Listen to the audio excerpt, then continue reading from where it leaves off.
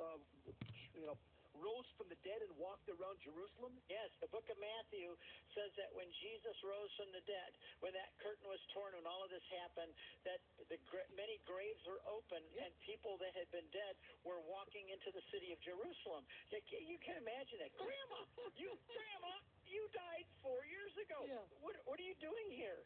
Can you imagine all of a sudden, and there's no, Matthew doesn't explain it to us. I wish that he'd explain it more, who it was, whose grandma and grandpa it was or whatever. Yeah. But these people came out of the tombs and were walking around, and that was quite an amazing thing. But, the way the Jews did it, Jesus could only be in the tomb for 3 days because in the Old Testament it said that corruption would not touch his body. The fact is that the Jewish tradition was, and we saw it with the story of Lazarus in John chapter 11. Again, my book on St. John's Gospel, I go into all of these details. It's on my website. But Lazarus had died, and Jesus stayed away. He waited for 4 days. Why? Because the Jews had the tradition that because there were times where they started to bury someone, or they did bury someone and found out that they were really alive, and they were buried alive, they waited for 3 days and they'd go back and check to make sure that the body was still dead, because they had the tradition that the spirit of the person hovered over it for 3 days trying to bring it back, and if it didn't, then the spirit would leave. On the 4th day, the spirit was gone and the body would start to smell bad. It would start to rot.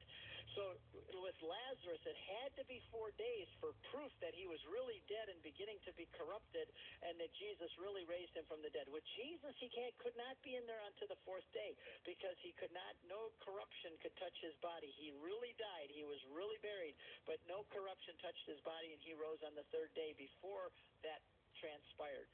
So when he was placed in the tomb, now there's a tomb in Jerusalem called the Garden Tomb. I call it the fake tomb. And a lot of Protestants go there because they can't accept the Holy Sepulchre as the place of Jesus' birth. Again, about 3 pages of that in my book on St. John's Gospel. Now, historians and archaeologists know that the Church of the Holy Sepulchre was the place where Jesus was crucified and buried. I'll be there in 2 weeks, by the way. I'm taking a group there. We'll be having Mass inside the tomb 2 weeks from now. And that church is the place where it happened. And there's another place where a lot of the Protestants go called the Garden Tomb, and they know that it's not the real place, but it's hard for a lot of Protestants to accept the Holy Sepulchre because it's so Catholic and Orthodox. Amazing.